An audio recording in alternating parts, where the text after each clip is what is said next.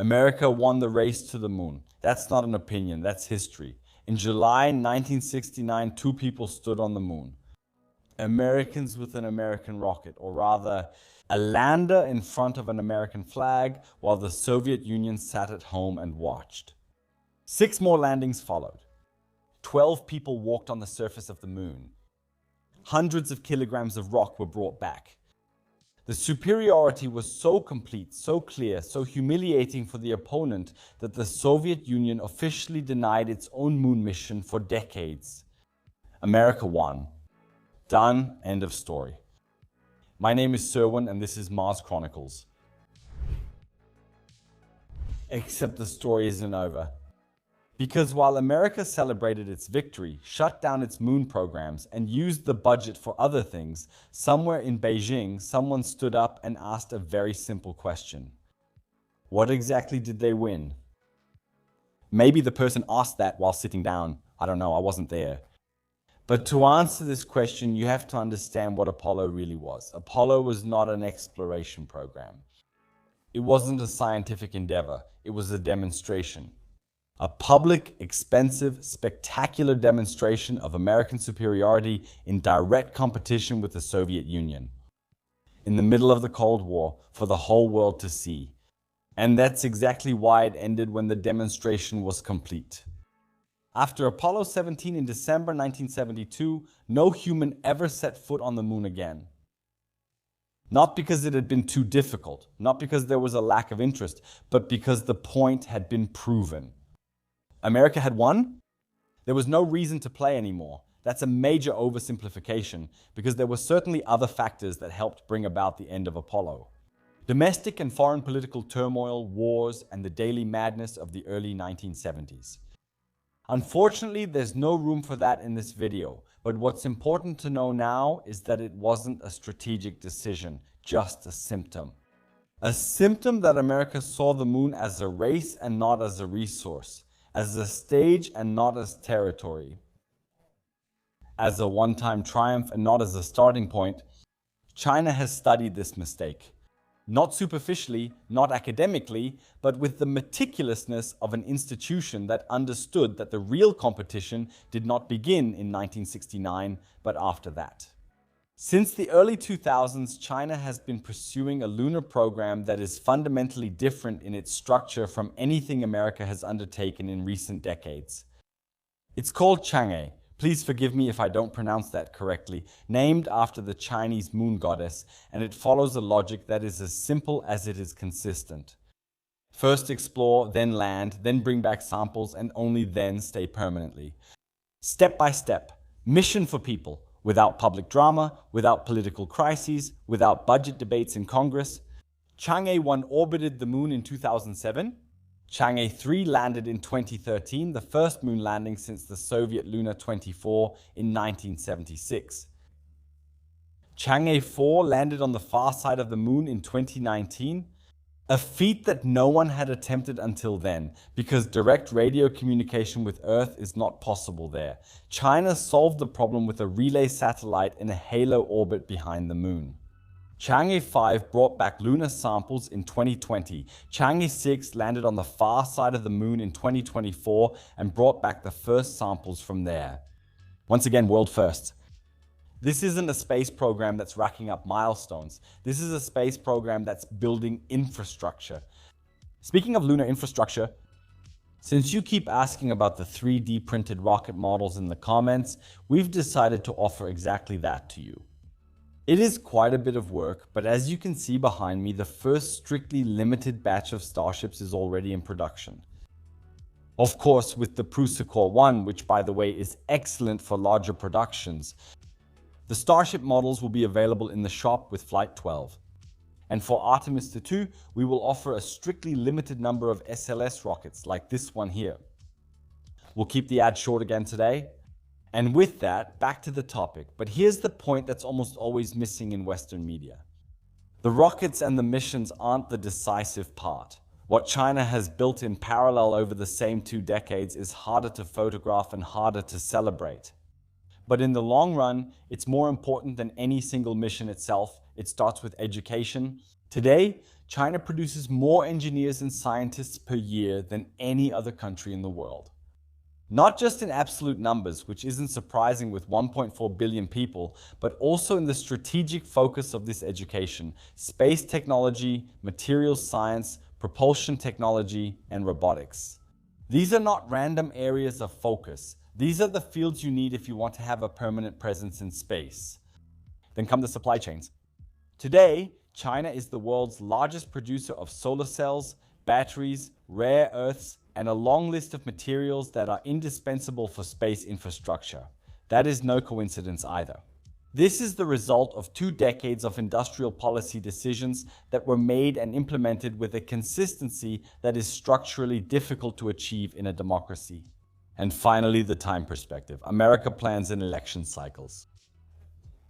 A new face sits in the White House and completely reinvents the space program. Constellation was cancelled, then came Artemis. Now Artemis is being restructured. Every transition costs time, money, and institutional memory. China plans in 5-year plans, which are embedded in 50-year plans, which in turn are part of a century-long strategy. That's not an exaggeration, that's the stated planning logic of the Chinese leadership. A target audience. A civilization that thinks in dynasties plays a different game than one that thinks in election cycles. And now we come to the core, because all of this, the missions, the engineers, the supply chains, the long-term planning is aimed at a single geographic location, the South Polar region of the Moon. At first glance, this place looks unreal. Rugged craters, extreme topographies, a terrain that Apollo engineers would have classified as too dangerous for landings.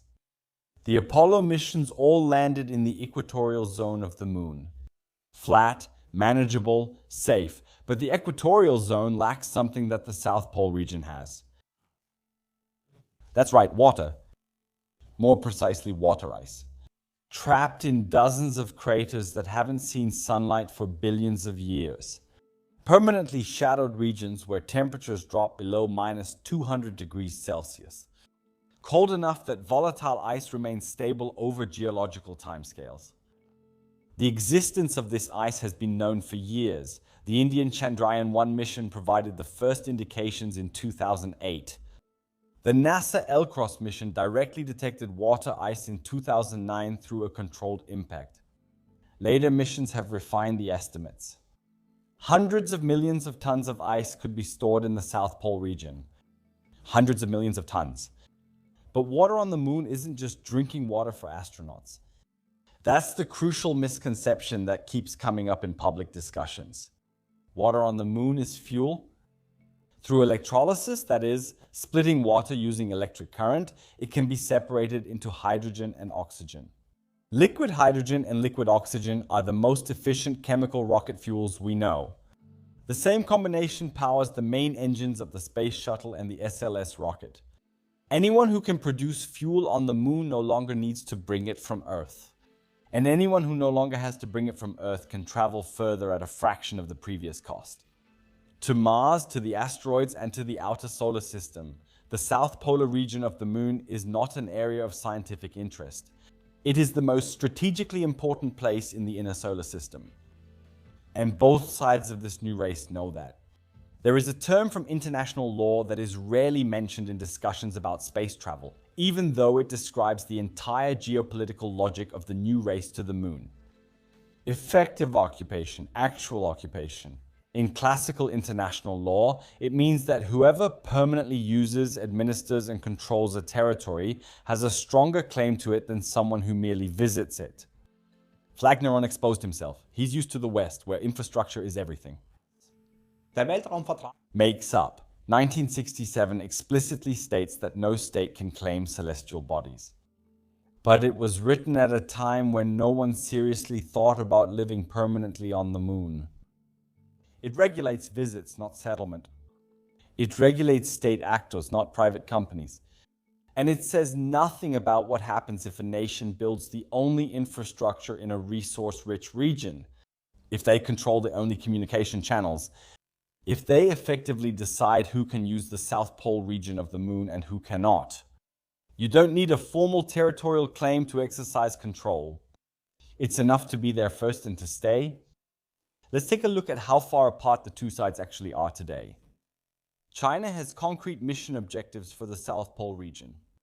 Chang'e 7 is scheduled to map the South Pole region in detail and specifically search for water ice later this year, that is in 2026. Chang'e 8, planned for around 2028, is supposed to test in situ resource utilization, exactly what we talked about. Process lunar material directly on site. And in 2029 or 2030, the first Chinese crew is supposed to land in the South Pole region of the Moon. And then, starting around 2035, the International Lunar Research Station, the ILS, a permanent base at the South Pole, built in cooperation with Russia, Pakistan, Venezuela, South Africa, and a growing number of other partner countries. This is not a concept paper. This is a construction program with a timeline. On the other hand, Artemis. Artemis 1 flew unmanned as a test at the end of 2022. Artemis 2 is scheduled to fly in April this year with a crew, but without a moon landing, a flight around the moon and back. Artemis 3, originally planned as the first manned moon landing since Apollo, was, as we discussed in an earlier video, changed to an Earth orbit integration test and moved up from 2028 to 2027. The actual landing is still scheduled for 2028. But the mission will then be called Artemis 4, not 3, but 2028 is best. If you like the topic, feel free to give the video some hype. That's really important so that it gets shown to more curious people like you and me. And if you haven't done that yet, feel free to subscribe and consider supporting the channel as a channel member. Our members get to see the finished videos days and sometimes even weeks in advance. Thank you, and now back to the topic. China wants to have a permanent base by 2035, 7 years after the first American landing in over 50 years. But now comes the part that surprises most people. The real strength is the coalition. The Artemis Accords, the American framework for lunar use, have over 30 signatories. That sounds impressive. But if you look more closely, you'll notice who's not on that list. India, with the fourth largest space agency in the world, which in 2023 became the first country ever to land near the Moon's South Pole with Chandrayaan-3. India has not yet signed the Artemis Accords and at the same time maintains close space relations with both sides. Most African countries. A continent with 54 countries, growing economies, and strategic importance, largely absent from both coalitions but actively courted. And a long list of countries that have signed but whose actual space capabilities are close to zero. A signature is not an alliance. China, on the other hand, is building its coalition differently. Not through multilateral agreements with abstract principles, but through concrete bilateral cooperation. Technology transfer, joint missions, and training programs for engineers from partner countries. China collects signatures. China creates dependencies.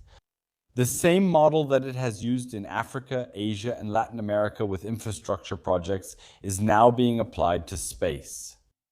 The Belt and Road Initiative has built ports, roads, and power plants, and with that gained political influence. The lunar version of this strategy builds basic infrastructure at the lunar pole, and with that, access to the most valuable resources in the inner solar system. And here lies the deepest irony of the whole story. America has the better spaceflight ecosystem, no question. SpaceX has developed Starship, a rocket that surpasses everything China can fly today in terms of payload capacity and ambitions for reusability. The commercial spaceflight sector, with dozens of private companies working on landers, rovers, habitats, and propulsion systems, is unique in this form anywhere in the world. And yet the program is lagging behind. Why? Because technological superiority and strategic consistency are two different things.